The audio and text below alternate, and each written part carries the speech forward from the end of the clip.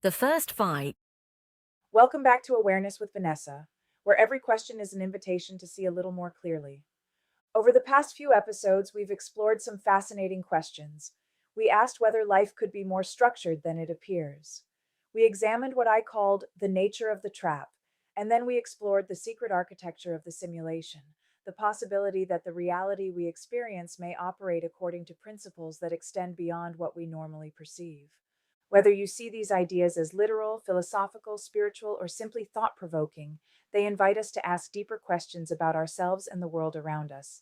Today, we're taking the next step in that exploration. And if there is an architecture and if there is a system, then naturally the question becomes, is there a way out?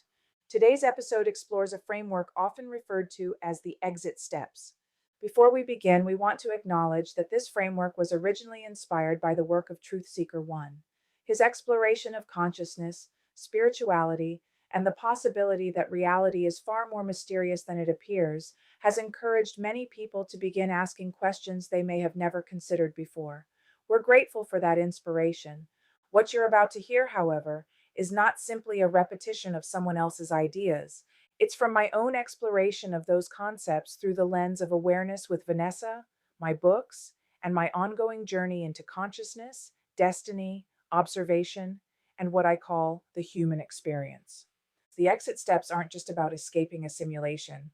They're about becoming aware enough to recognize the patterns we've unconsciously agreed to live inside and conduct your own investigation to validate your own assumptions.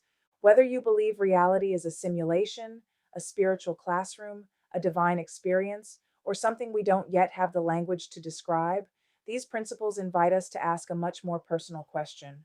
What would it mean to become truly free? Not someday, not after we leave this world, but right here, right now.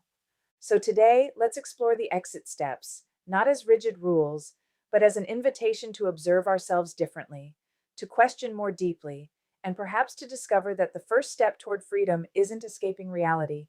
It may simply be learning to see it more clearly. Let's begin. It usually happens when you're standing in line for coffee, or maybe you're just sitting at a red light. Right. You look around, and every single person is staring down at a glowing rectangle. They're scrolling, reacting, swiping.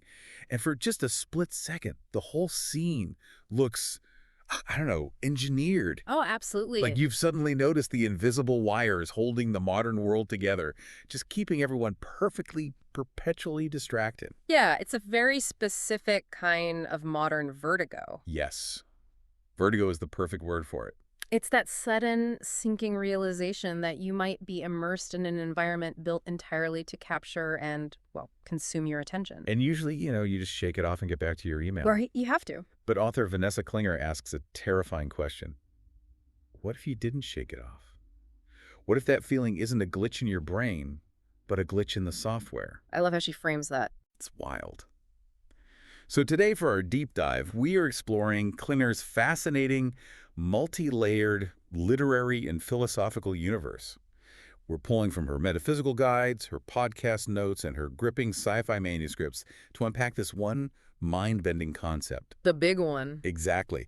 What if our reality is an engineered simulation designed to harvest our emotional reactions? Mm. And how do we break free from it?